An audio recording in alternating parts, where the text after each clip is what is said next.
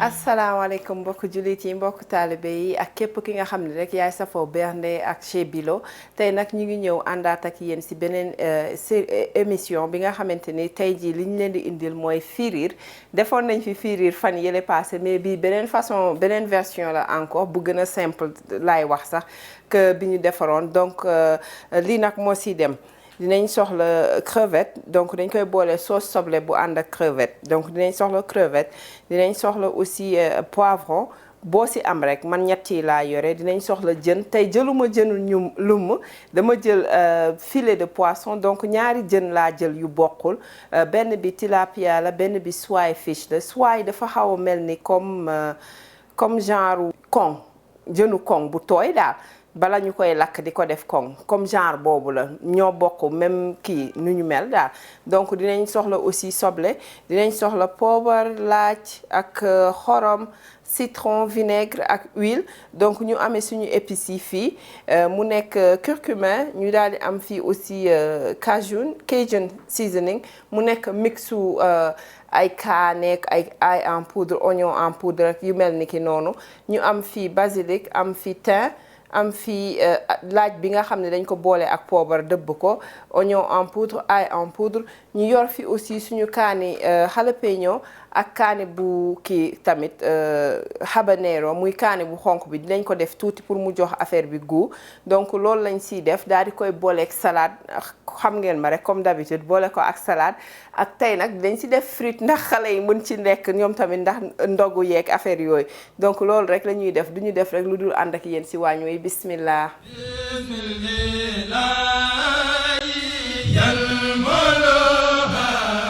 voilà gis ngeen léegi fi mu nekk nii li ñuy def mooy dañuy daal di ñëw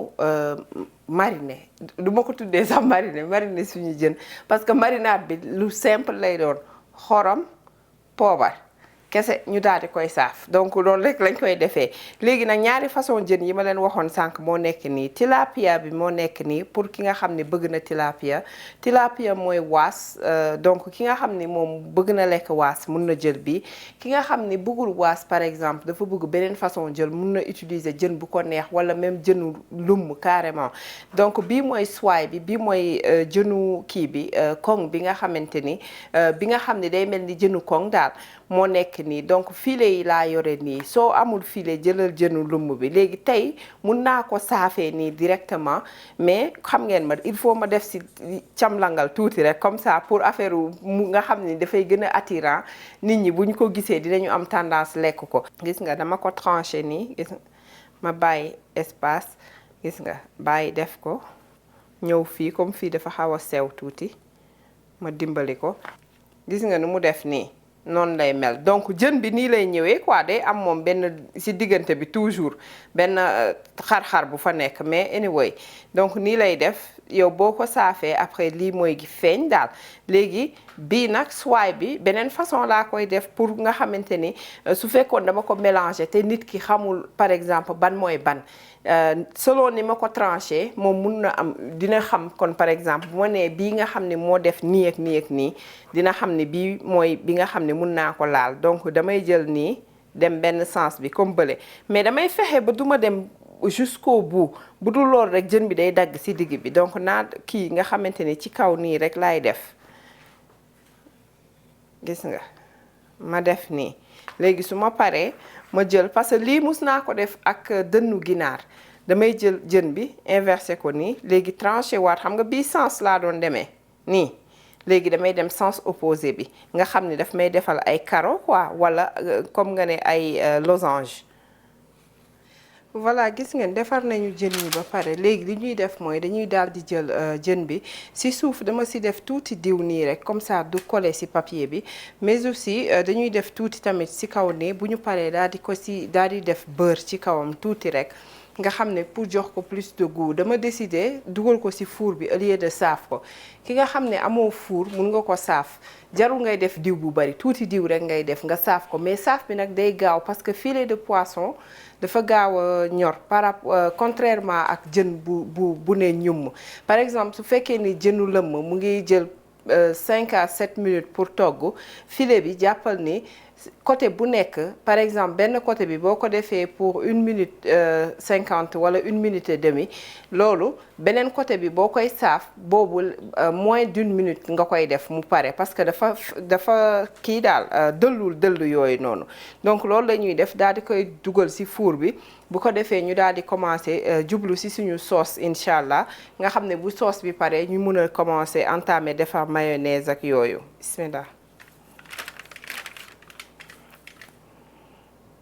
gis nga tuuti rek laay def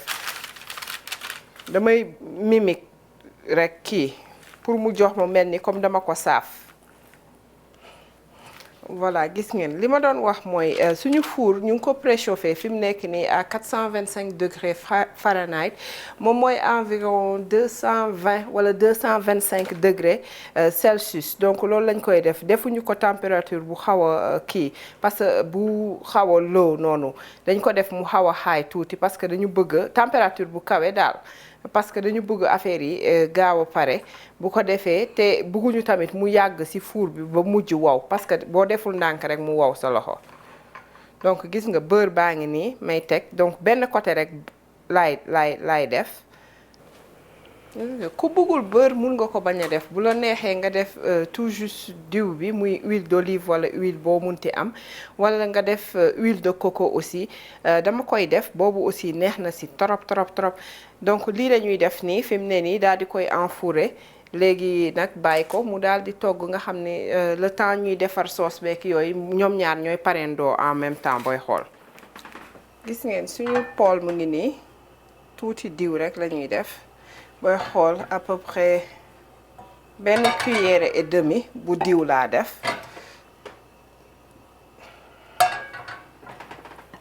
donc sauce express bi rek la ñuy defar bismillah.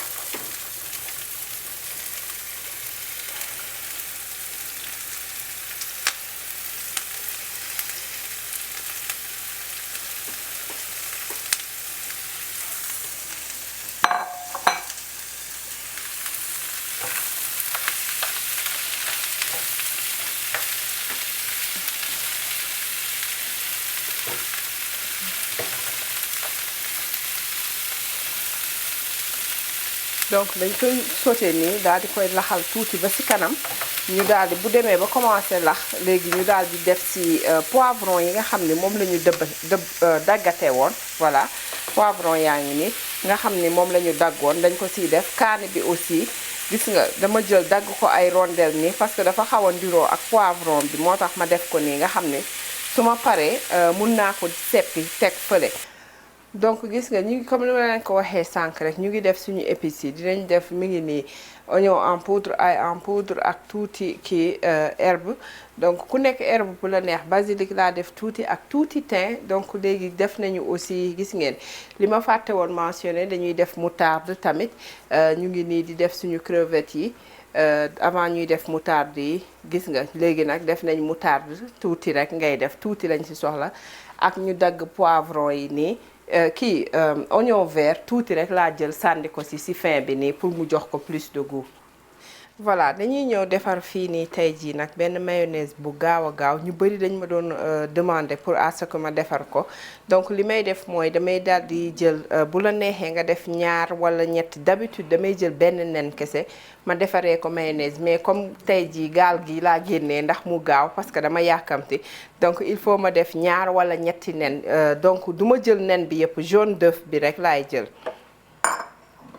bismillah. gis nga dama koy toj jéem ko séparer blanc bi bu ko kenn sànni parce que mun nga ko def omelette wala leneen lu la neex gis nga ma def nii voilà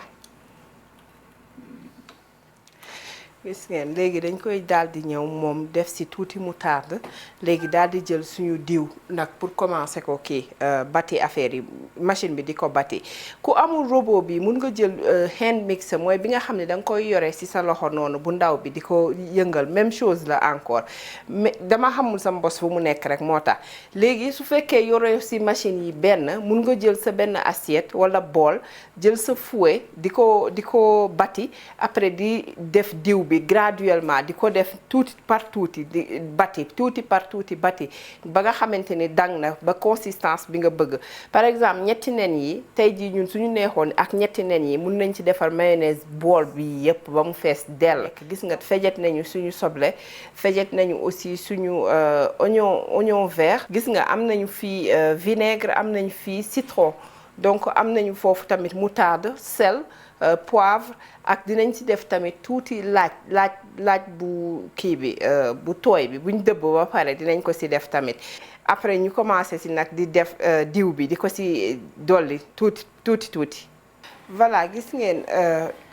diw bi mu ngi nii donc man huile d'olive laa jël mais pas bu fort bi pas extra virgin mais extra light huile d'olive parce que boobu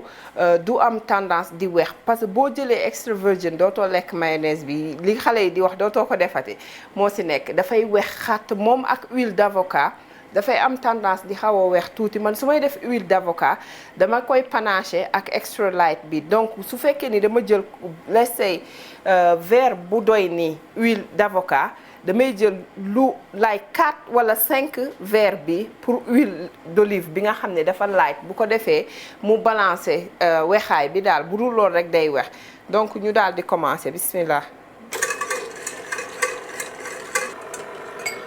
gis nga ma daal di ñëw rek def ci moutarde bi directement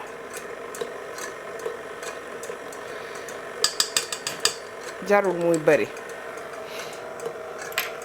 gis nga lii moom machine bay def liggéey bi yépp donc fi mu nekk nii damay ñëw rek commencer dolli diw bi dama koy yokk tuuti après commencer dolli diw bi nga xam ne léegi bu ñu ñëwaatee ak yéen di ngeen gis progression yi muy def yi ngeen mun a am une idée nu muy mel.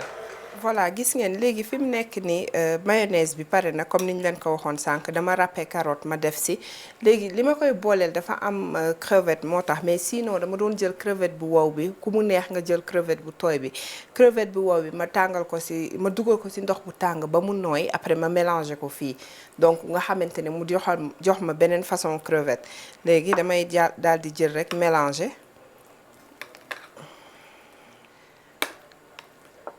léegi bu mélangé woo nii ba pare ñu daal di jël def ci suñu récipient ku nekk rek defal fu la neex. voilà gis ngeen léegi suñu mayonnaise a ngi nii mi ngi nii lañ koy def rek après yóbbu ko wala nga denc ko ci def ko ci benn récipient wala li ñuy wax mason jar mooy lu am kubéer daal loo xamante ne mën nga ko def nga bàyyi ko ci sa frigidaire mun na durer 2 semaines wala lu ko ëpp ci boppam donc mu ngi nii. kon nag mbokk jullit yi mbokk taalibe yi ak képp ku nga xam ne yaay safoo bernde wala chez Bilo seen kii mu ngi woon nii tey nag seen ndogu mu ngi woon nii ñu indi leen doon beneen version riir boo xamante ni dañ ko def ak jën yoo xam ne poisson filet la ñu amoon ñaari façon yoo xamante ni benn bi tilapia la muy waas beneen bi nekk swai fish mu nekk comme genre jënu kong ñu boole woon ko nag ak sauce crevette boo xamante ni dafa nekk soble ak ay poivron yu ñu boole donc def ko sauce donc accompagner ko ak frites pomme de terre frites ak aussi kii salade tamit ñu defaroon aussi suñu mayonnaise wan nañ leen ko tamit mayonnaise bi tamit nga xamante ni dañ ci def carotte râpée daal di dagg ay poivron oignon vert ak soble ak tuuti kaani def ko ci donc moom moo nekk noonu ñu am fi desitu sauce bi nga xamante ni ak frites yi nga xamante ni ñoom ñoo fi nekk nga xam ne ku ko bëgg rek dañ la koy defal sa kanam tey nag émission bi moom dañ koy jagleel soxna yi nga xam ne ñoo nekk ci YouTube bi kenn ñu koy wax soxna Abi Cissé bi dëkk Bordeaux donc tey may nañ la émission bi yàqal nañ la lii di la ko may ci xol bu sedd guy di ko jox aussi soxna Yvonne Aïcha bi nekk ci Dallas di ko jox aussi Mami Chela 221 di ko jox Yankees Diarra aka Soxna Woli di ko jox aussi Oumi Silva li duwaa Oumi Silva di ko jox tamit Maguette Lo di ko jox aussi Caroline Ndoye ak Mami Gomis kon nag tey jii yéen la ñu yàkkal yëf yi mu yéen la ñu jagleel émission bi di leen remercier si ànd bi ngeen di ànd ak ñun chaque fois gis nañ seen commentaires yi ak seen jàppale yi ngeen ñuy def yépp ñu ngi koy jot alhamdulilah di leen ñaanal rek suñu borom fay leen ci fay yi gën a kawe ci fay yi donc di leen wax ni bu leen fàtte di partager vidéo yi di inscrire aussi di abonné wu ci suñu chaîne bi mais aussi di like vidéo yi di ko aimer daal donc loolu daal la ñu amoon tey li ñu leen di wax di leen jox dig daje ba beneen yoon pour yeneen recette encore di leen wax asalaamaaleykum wa rahmatullah